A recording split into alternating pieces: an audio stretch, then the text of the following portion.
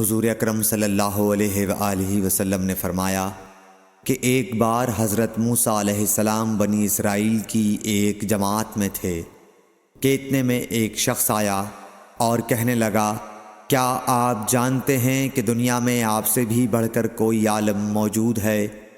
حضرت موسیٰ علیہ السلام نے فرمایا کہ نہیں۔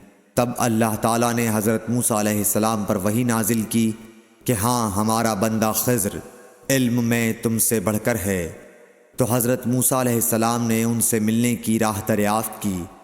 اس وقت اللہ تعالیٰ نے ان سے ملاقات کے لیے مچھلی کو نشانی قرار دیا اور ان سے کہہ دیا کہ جب تم مچھلی کو نہ پاؤ تو لوٹ جانا، تم خضر سے ملاقات کر لوگے۔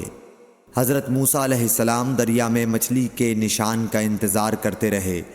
تب ان کے خادم نے ان سے کہا، کیا آپ نے دیکھا تھا کہ جب ہم پتھر کے پاس تھے تو میں وہاں مچھلی بھول گیا اور مجھے شیطان ہی نے غافل کر دیا؟